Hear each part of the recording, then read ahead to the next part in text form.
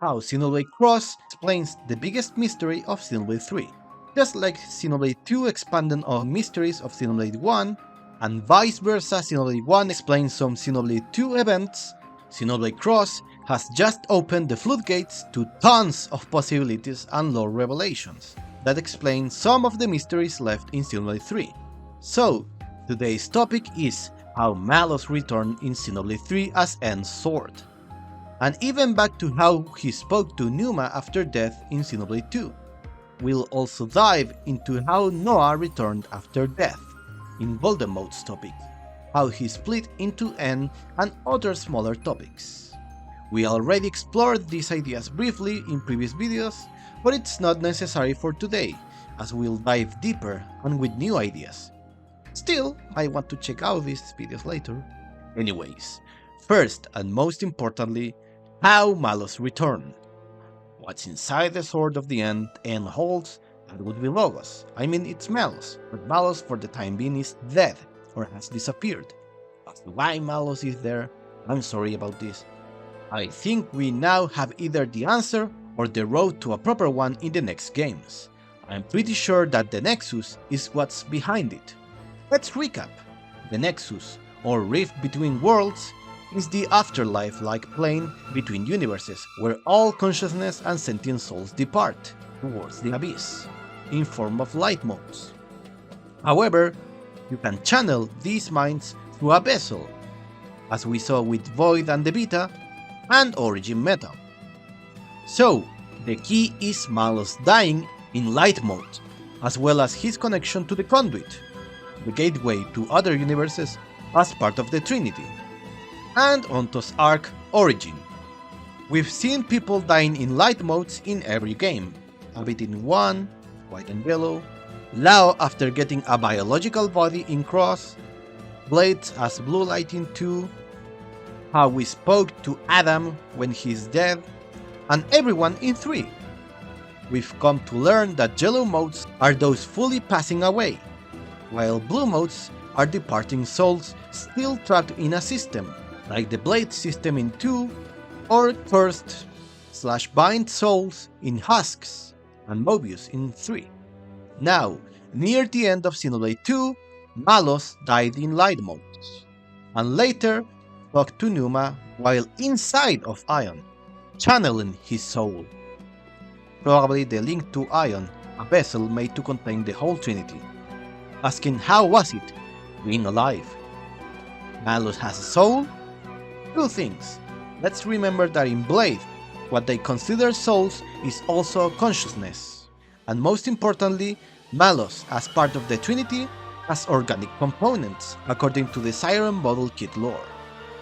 As part of a biocomputer, the Trinity Processor, he was connected to the Conduit to study and govern it.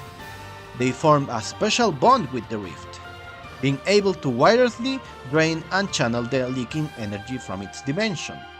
You can see in the texture of its crystal the glimmer of light from the abyss, and the aureola, also visible in other Conduit-related artifacts, such as Ontos or the Ares. Perhaps Course and Origin imitate the shape of souls to move here? The center of Volitary's prison that was in the Rift is Course-shaped, and had black fog, and came through a black fog rift as well. Perhaps Myhtra indeed was the closest dimension to the rift, or close to dying, or in memory space.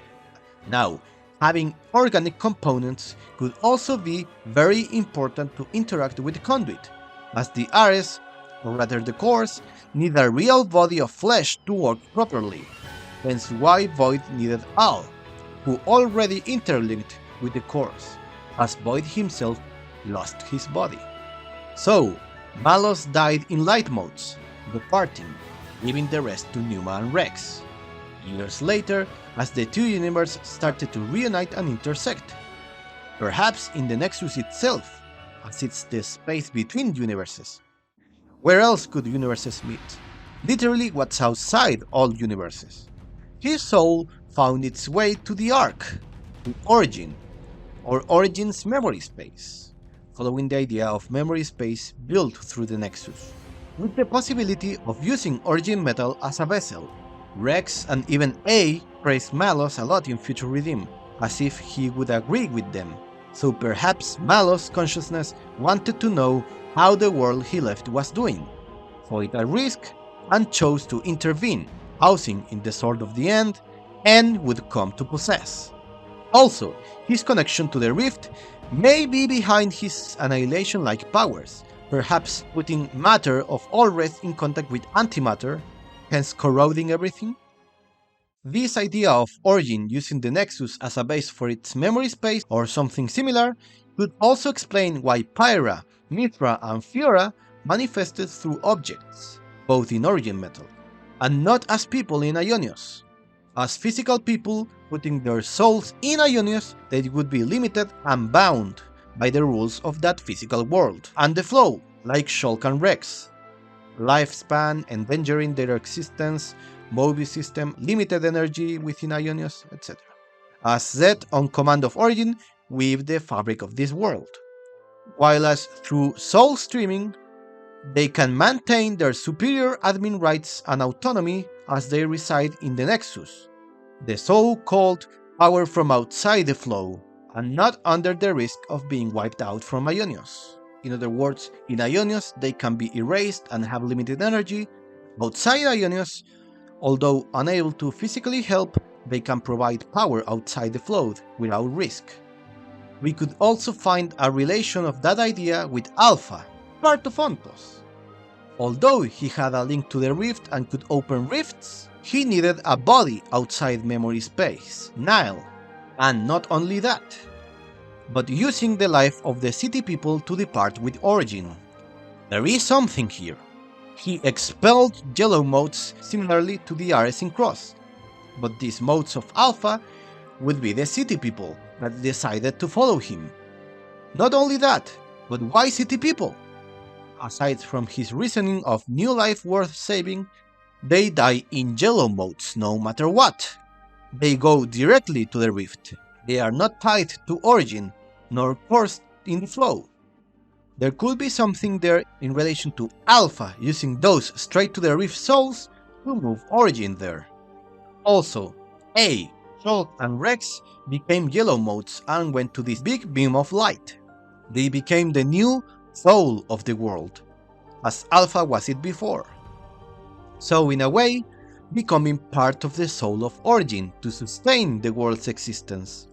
The core in the physical Ionios and the soul of Origin, or Ionios, in the Rift, to keep the world and the people anchored and not dissipate into light, by passing or existing momentarily in the world between worlds, as both universes are technically inside this larger world between worlds.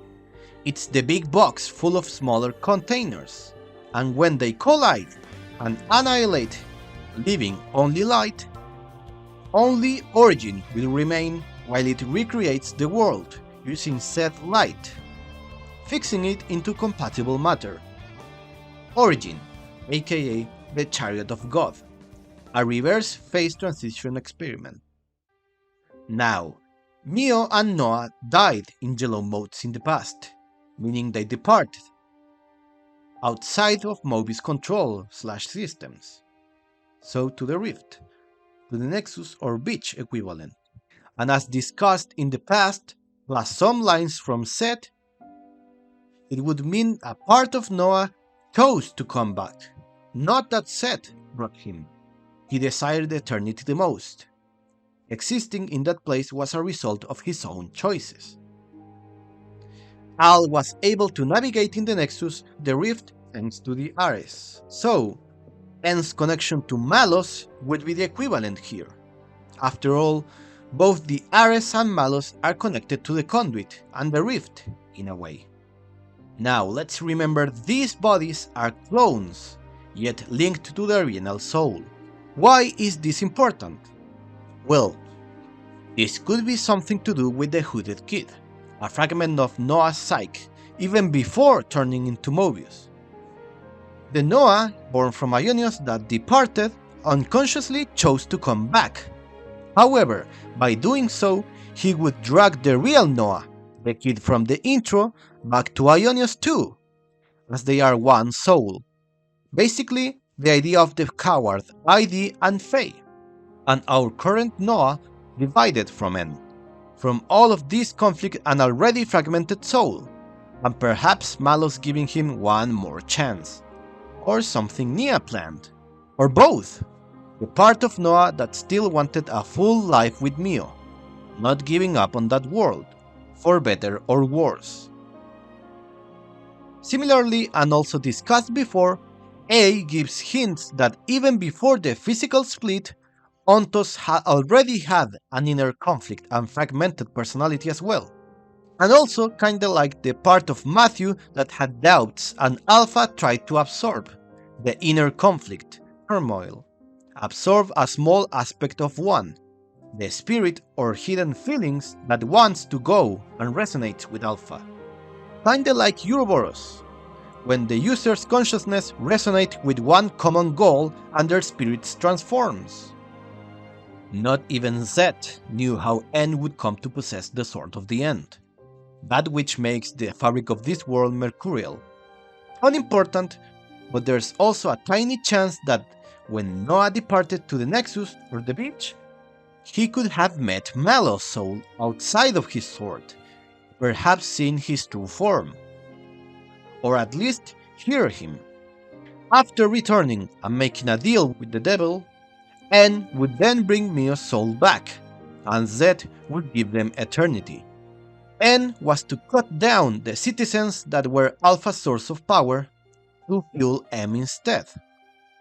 Worth mentioning that M departed in yellow motes once again during the eclipse. However, she left in Mio part of her memories, and that's the part that showed up in blue along N remains inside Noah to destroy Zed.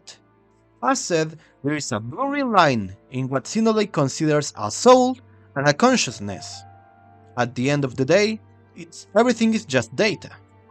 This is an example of it, or like the consciousness from the mud puppets that are still stored, as they came from the original souls from Lambda soldiers. There is no such a thing as a soul in isolation. And this is something for a smaller video later, but I think I had the answer to why Noah and Mio died in blue modes in the past. Short answer is the Ouroboros stone, but you'll have to wait to see that video. It's also interesting that the Conduit along Klaus left Allrest also in yellow mode, both of them, adding more to the idea that the Conduit indeed has a consciousness, soul or memories. Following that, Al set the course were Ares' soul, who many times seemed to be sentient. Those kind of cores represented souls in Xenoblade 3, and in this case, they were made by distilling the Conduit, its basic components, allowing traveling through the rift. The idea, discussed before, is that the soul or fragments of the Conduit soul now reside in the Ares, a wave existence-like situation. Perhaps the Conduit, by linking to Klaus, was now able to die with him. Also, blades in Xenoblade 2, when linked to their driver, normally are tied by a blue chain, and when affinity is high, it becomes a yellow/golden chain. That is the moment when blade and drivers become one in mind and soul. So, kinda like an interlink. Ouroboros were based on blade tech after all. And also ties back to the idea of blue and yellow mode. And lastly, not of great importance, but I find Melia's role in Origin interesting considering all of this. You may or not remember, but Melia, as a descendant of Teletheas, can channel ether and light from the surroundings and living beings, such as in her introduction, channeling the souls of her guardians, Isel, Hogarth, Garan, and Demil. The specific phrase she used was, "Stow the light of your life onto me," as she absorbed their light modes to attack the Telethia. That ability of hers might be another reason why she is a key of Origin, her access and control over the memories stored in Origin. As we discussed before, blurry line between souls and consciousness, and why she was the fulcrum of Origin, her ability to channel light. Now, a glorified converter or cable. Also, funny thought, about high entities and telethias, artificial slave beings born from a titan, granted consciousness, manipulating ether from their surroundings, controlling elements. In a way, they are not that different from blades from Xenoblade 2. Anyways, what do you think of all of this? Will we ever see Malos and Noah's meeting? Xenoblade 4? Switch 2 Edition Wave 5 copium? Or was this all they meant with getting the answers later? What do you think of Noah's departing, his fragmented soul, or Malos and the Nexus? Let me know in the comments below. Still got more videos to finish, so that would be for today. Have a good one.